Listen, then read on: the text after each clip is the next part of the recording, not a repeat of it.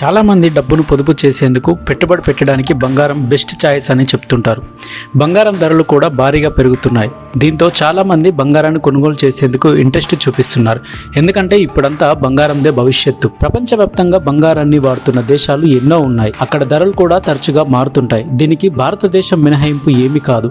నేటి కాలంలో ప్రజలు మ్యూచువల్ ఫండ్లో ఎక్కువ పెట్టుబడులు పెడుతున్నప్పటికీ పురాతన కాలం నుంచి బంగారం పెట్టుబడికి ఉత్తమ సాధనంగానే పరిగణిస్తున్నారు.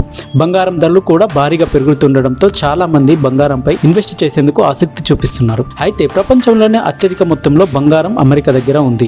బంగారు నిల్వలు ఉన్న దేశాల జాబితాలో అమెరికా మొదటి స్థానంలో ఉంది. అమెరికా దగ్గర 8,113 టన్నుల బంగారం ఉంది. ఈ బంగారం ధర దాదాపు $5,43,499.37 మిలియన్ అంటే 45 లక్షల కోట్ల కంటే ఎక్కువే అని చెప్పవచ్చు.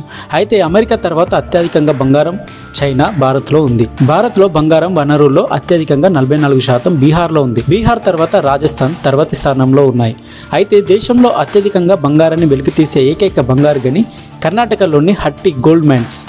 ఈ గనులు ఇప్పటికీ పనిచేస్తున్నాయి. అయితే దేశంలోని 80% బంగారం కర్ణాటక రాష్ట్రం నుంచే వస్తుంది. ఈ కారణంగానే దేశంలోని అత్యధికంగా బంగారు నిల్వలున్న రాష్ట్రంగా కర్ణాటక గుర్తింపు పొందింది. బంగారు గనులు ఎక్కువగా ఉన్న రాష్ట్రం కర్ణాటక. అయితే బంగారం తక్కువగా లభ్యమయ్యే రాష్ట్రం కేరళ. భారత్లో ఇతర రాష్ట్రాలతో పోలిస్తే కేరళలో బంగారం ధర తక్కువగా ఉంటుంది. ఈ ధరలో తేడాలు అనేక అంశాలపై ఆధారపడి ఉంటాయని చెప్పవచ్చు. ప్రధానంగా చిన్న పెద్ద పోర్టులు ఎక్కువగా ఉండటం ఒకటైతే కేరళలో రవాణా లాజిస్టిక్ ఖర్చులు తక్కువగా ఉండటం మరో కారణంగా చెప్పవచ్చు. దీంతో బంగారం ధర తగ్గుతుంది.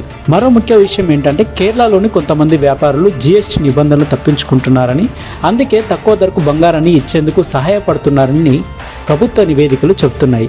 ఇది ఫైనాన్షియల్ క్రైమ్ అయినప్పటికీ ఆ రాష్ట్రంలో చాప కింద నీర్లా ఈ వ్యవహారం కొనసాగుతుంది. అందుకే కేరళ రాష్ట్రంలో తక్కువ రేటుకు బంగారం దొరుకుతుంది.